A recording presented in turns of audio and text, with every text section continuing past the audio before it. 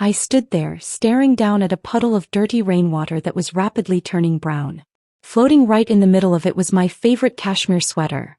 The soft, pale blue one that my late husband, Arthur, had bought me for our 30th anniversary. It wasn't just wet, it was absolutely ruined, soaking up the grit and oil from the asphalt like a sponge. I watched as a heavy droplet of rain splashed right onto the neckline, and honestly, I didn't even have the energy to reach down and pick it up. My hands were shaking too hard. Not from the cold, although the November rain in Seattle cuts right through to your bones, but from a rage so hot I was surprised steam wasn't rising off my skin. Above me, the second-floor balcony door slid shut with a thud that echoed in the courtyard. But before it closed, I heard the voice that had haunted my nightmares for the past year. "Get out, old hag. And take your trash with you." Jessica screamed, her voice shrill enough to wake the neighbors. "I am done being a nursemaid to a useless antique. Go find a shelter." The sliding glass door slammed and then I heard the click of the lock. Just like that. I was 68 years old, standing in the pouring rain in my slippers, surrounded by 3 black hefty trash bags that contained everything I owned in this world. At least, everything she hadn't broken or stolen yet. I could see the neighbor's curtains twitching. Mrs. Higgins in 3B was definitely peeking out, probably recording this on her phone for the neighborhood group chat. It was humiliating. It was rock bottom. It was the kind of moment that breaks a person, leaves them sobbing on the sidewalk waiting for a miracle. But here is the thing about me, Evelyn. I don't break. I might bend, I might crack a little, but I do not break.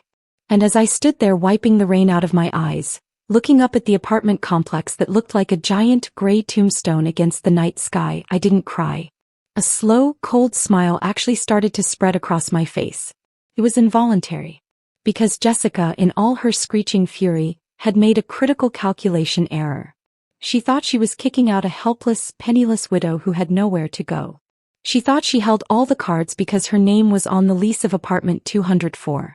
What she didn't know, what nobody knew yet, was that exactly 4 hours ago, I had sat in a lawyer's office downtown. I had signed a stack of paperwork about 3 inches thick. I had transferred a very significant portion of my life savings and my husband's life insurance payout. As of 4 p.m. this afternoon, Jessica wasn't kicking a homeless woman out of her building. She was kicking out the owner of the building. Before I go any further into how exactly I'm going to ruin her life, I want to take a quick second to connect with you guys. I know life can be crazy, so pause for a beat. Drop a comment down below telling me where you are watching this video from and what time it is right now. I always love seeing how far these stories travel. Are you watching this at midnight in London? Lunch break in New York? Let me know. Back to the rain. I looked at the building again. It was a 12-unit complex called the Oakwood. Sounds fancy, right? It wasn't. The paint was peeling, the gutters were rusted, and the landlord was a guy named Mike who lived in Florida and hadn't visited the property since the 90s. He had been trying to offload this place for months so he could retire, and I had been quietly negotiating with him through an LLC I set up so my son and his wife wouldn't see my name on any public records. I bought it specifically because I knew the plumbing was bad. I knew the roof needed work. And I knew that my daughter-in-law, Jessica, was 2 months behind on rent, a fact she had successfully hidden from my son Mark. I reached into the deep pocket of my raincoat.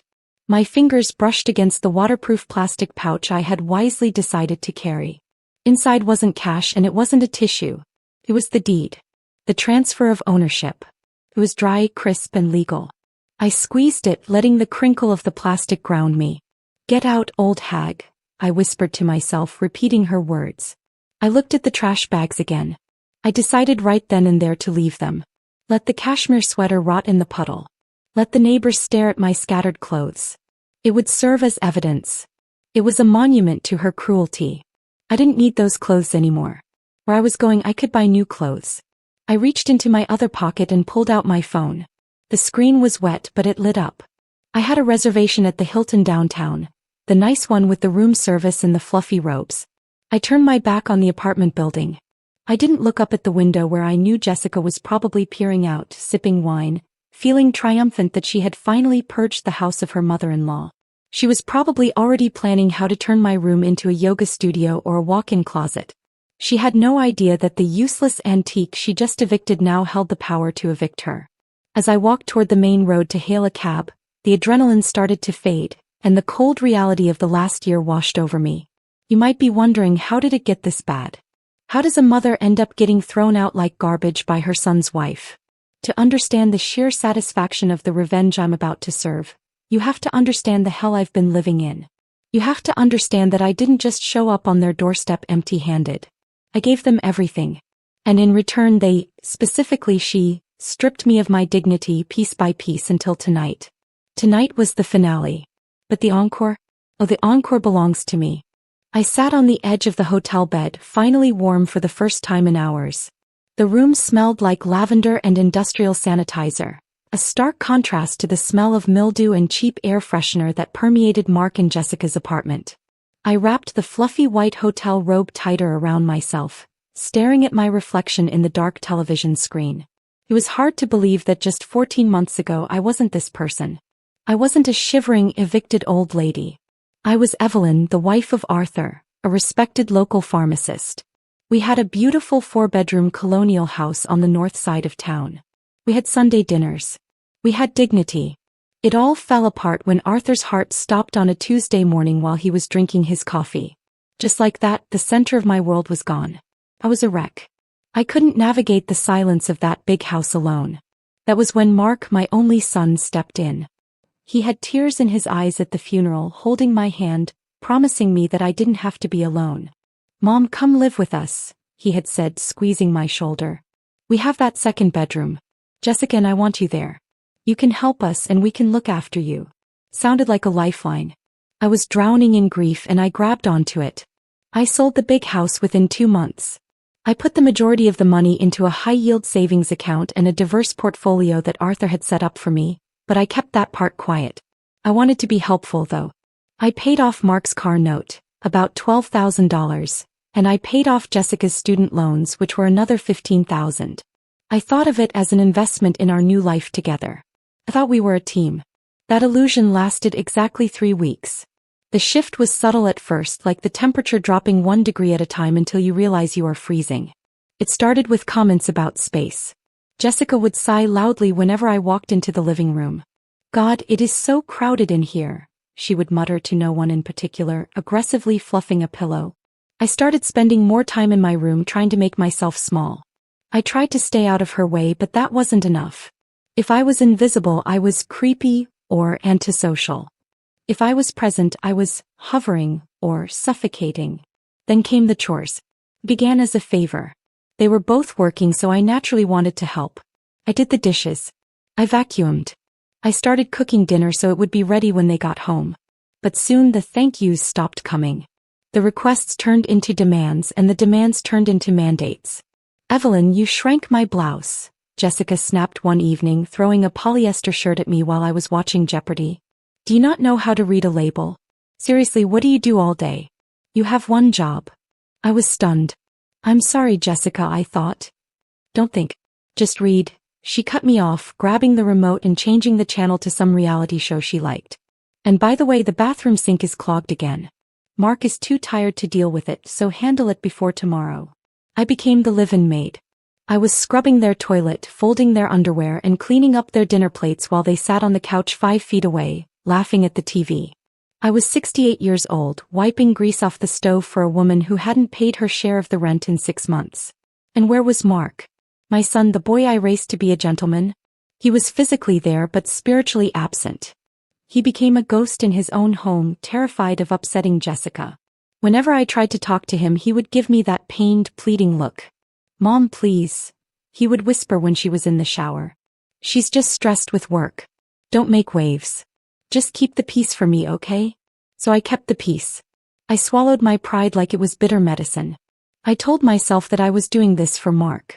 I told myself that grief made people act strangely. But the disrespect kept escalating. Jessica started treating my room like a storage unit. I would come home from a walk to find boxes of her old winter coats or stacks of magazines piled on my bed. "I needed the closet space in the hall," she said without even looking at me. "You don't need that much room anyway. You barely have any stuff." The irony was painful. I barely had any stuff because I had sold it all to move in with them. And the stuff I did have, like that cashmere sweater drowning in the puddle outside right now, she treated with utter disdain. She saw me as a leech. She thought I was living off their charity because I never flaunted my money. I wore simple clothes. I clipped coupons. I didn't buy fancy gadgets. In Jessica's materialistic worldview, this meant I was destitute. She had no idea that I could buy and sell her 3 times over before breakfast. The breaking point was building, but I didn't see the eviction coming. I just felt the weight of it, the heavy, suffocating atmosphere of being unwanted in the place you call home. I remember one specific Tuesday about a week before the eviction. I had cooked a pot roast, Arthur's favorite recipe. It was tender, savory, smelling of rosemary and thyme. Jessica walked in, took one sniff and wrinkled her nose. Ugh. It smells like an old people's home in here. I'm not eating that heavy grease. Order me a salad. And pay for it since you didn't contribute anything to the electric bill this month. I looked at Mark. He looked down at his plate, silently cutting a piece of meat, refusing to meet my eyes. That was the moment my heart actually hardened. That was the moment the sadness turned into a cold, calculating anger. I realized I wasn't a mother to them anymore. I was an appliance. And a malfunctioning one at that. I didn't argue. I didn't yell. I ordered her the $20 salad with my own credit card. But while she ate it, scrolling through Instagram and ignoring me, I was already making plans. I knew the building was for sale because I had seen the sign that the landlord, Mike, had put up and then hastily taken down after a week. I had called the number on that sign months ago just out of curiosity.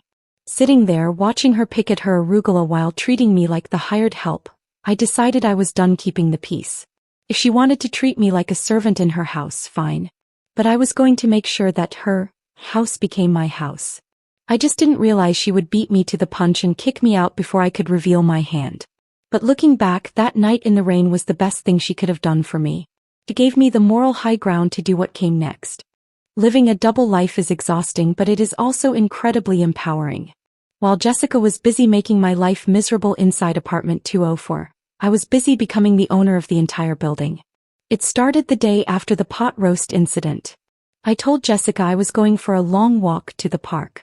She rolled her eyes and told me to make sure I didn't get lost because she didn't have time to come pick me up from the police station. She really thought I was losing my mind. In reality, I was walking 2 blocks over to the Starbucks to meet with a real estate attorney named Mr. Henderson. Mr. Henderson was a sharp guy, the kind who wore suits that cost more than Mark's car. When I first sat down, he looked a bit skeptical. I was wearing my old rain jacket and orthopedic sneakers, looking every bit the poor old widow Jessica claimed I was. But the moment I pulled out the bank statements from Arthur's trust and my investment portfolio, his demeanor changed instantly. We got to work. The process of buying an apartment complex isn't like buying a carton of milk. It takes inspections, appraisals, and a lot of digging. This was where things got interesting. I had to hire a building inspector to check the foundation and the roof, but I couldn't let Jessica know that I was the one hiring him. So I played a little game.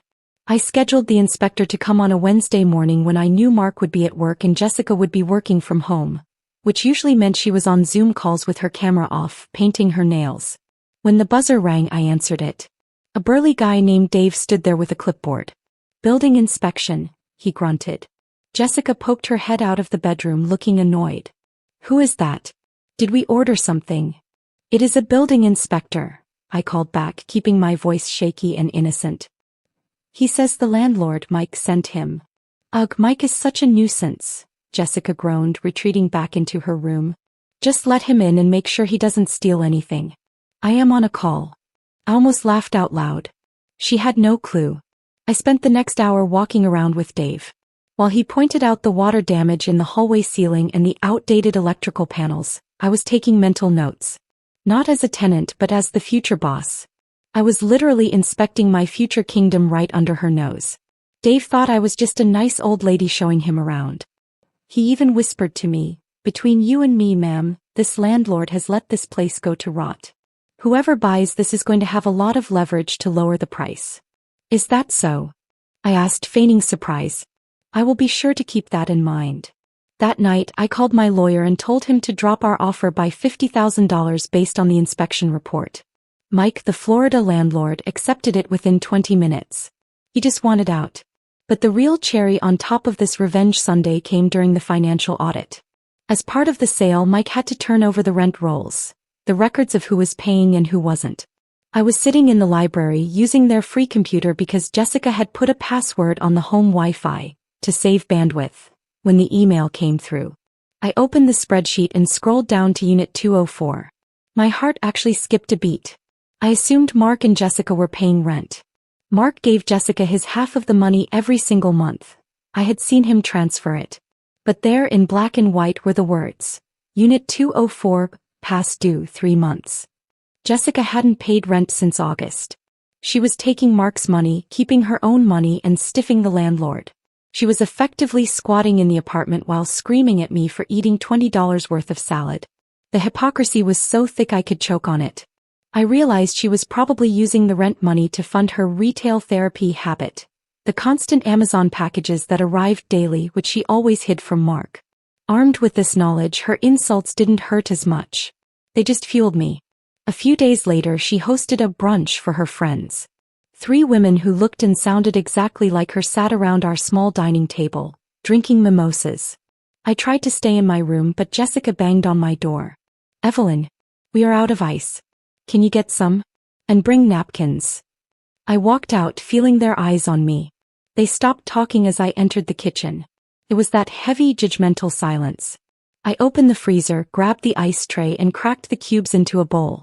Is that Mark's mom? One of the friends whispered. She didn't whisper quietly enough. Yeah, Jessica sighed dramatically, loud enough for me to hear perfectly. It is like living with a ghost. A ghost that doesn't clean up after itself. Honestly, I feel like I am running a charity ward here. Mark is too soft to kick her out, so I am stuck babysitting. My hand froze over the ice bowl. Charity ward? I was about to buy the roof over her head. I was about to own the floor she was resting her designer boots on. The urge to turn around and scream, I am buying this building, you thief, was overwhelming. My heart hammered against my ribs. But I took a deep breath. Not yet. The paperwork wasn't finalized. If I blew my cover now, she might guilt Mark into moving them out before I could execute my plan. I turned around, placed the bowl of ice on the table and gave them a tight, polite smile. Here's your ice. Enjoy your mimosas. Thanks, Jessica said dismissively, not even looking at me. Oh, and Evelyn, can you take the trash out on your way back to your room? It smells. I looked at the trash can. It was overflowing with their brunch remnants. Orange peelings, empty champagne bottles, greasy takeout containers. Sure, Jessica, I said softly. I will take out the trash. I wasn't talking about the garbage bag. I was talking about her. As I walked to the dumpster that afternoon, I called Mr. Henderson. I want to close the deal on Tuesday, I told him. Do whatever you have to do to expedite the closing. I will pay the rush fees. Tuesday, he asked. That is very fast, Evelyn. Are you sure? I am sure, I said, looking back at the apartment window where Jessica was laughing with her friends. I have a deadline. I didn't know it then, but Tuesday would be the day everything exploded. It was the collision course of her cruelty and my legal victory. I just needed to survive 48 more hours of being the maid before I could become the landlady. Tuesday morning started with a weird kind of electricity in the air, like the calm before a thunderstorm. I woke up with a knot in my stomach, part anxiety, part anticipation. Today was the day. The closing was scheduled for 2 p.m. at the title company downtown. By 2:30 p.m. the deed would be recorded, and I would officially be the owner of the Oakwood. Jessica, of course, was oblivious. She was in a foul mood because the coffee maker had jammed, probably because she never cleaned it and she was taking it out on everyone. Why can't anything in this dump work? She yelled, banging the machine against the counter. Evelyn, fix this. I need caffeine before my 9 a.m. meeting. I calmly walked over, unclogged the filter she had overfilled and pressed the brew button. There you go, I said quietly. About time, she muttered, grabbing her mug. She didn't even look at me. I am sick of this place. I am sick of the leaky faucets, the drafts, and the smell. I swear Mark needs to get a raise so we can move to a condo downtown. Away from everything. She gestured vaguely in my direction. I just smiled. Be careful what you wish for, Jessica. She ignored me and stormed off to her office, the living room couch. I spent the morning nervously checking my phone, waiting for updates from Mr. Henderson. At noon, I told Jessica I had a doctor's appointment. It was the only excuse she ever accepted without questioning. mostly because she didn't care about my health.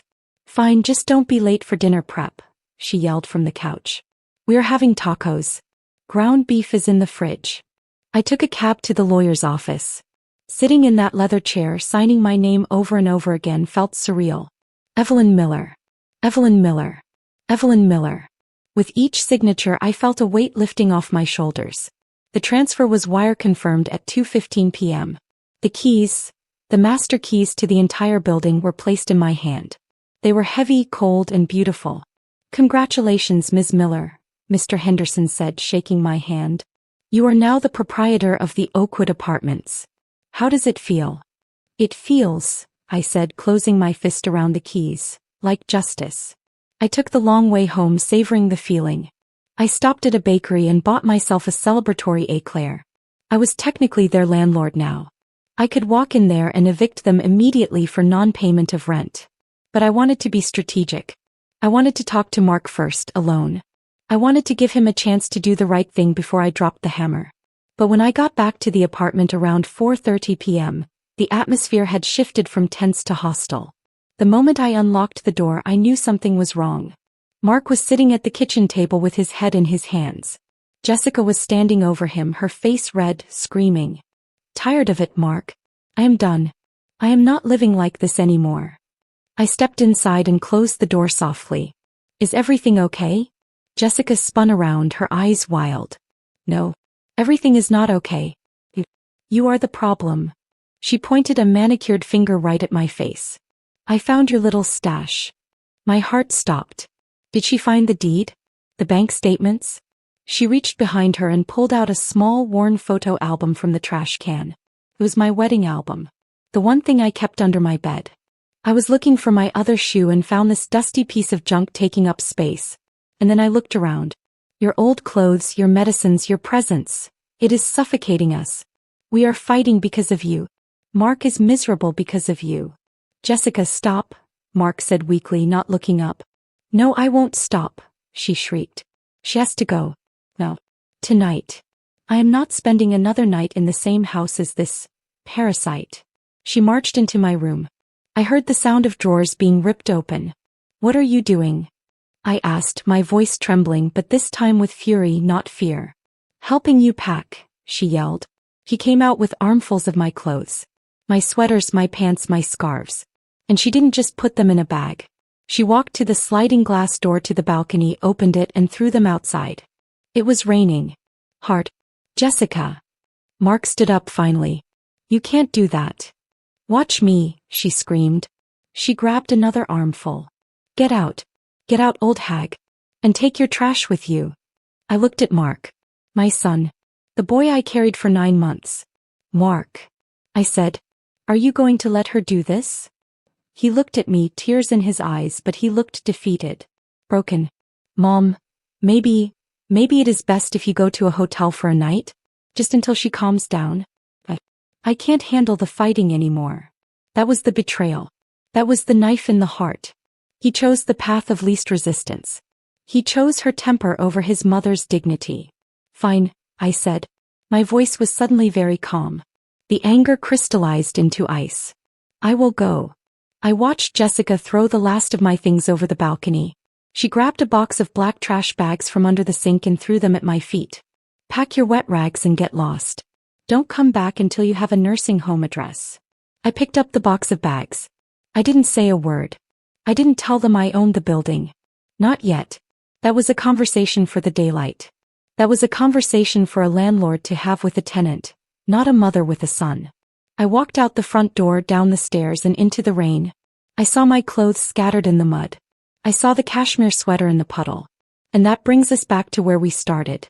Standing in the rain, clutching the deed in my pocket, listening to the lock click shut upstairs. They thought they had won. They thought they had disposed of the problem. But as I walked away, leaving the trash bags behind, I wasn't a victim anymore. I was a business owner who had just discovered 2 very problematic tenants.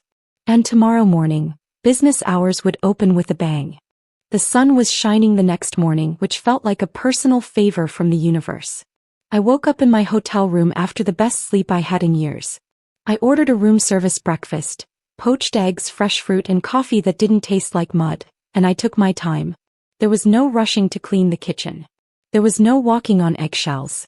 I showered and put on the outfit I had bought the previous evening at the mall connected to the hotel. A sharp, navy blue blazer, tailored trousers, and a pair of leather boots that clicked with authority when I walked. I wasn't wearing the old hag uniform anymore. I looked like exactly what I was. A woman who owned a portfolio of assets.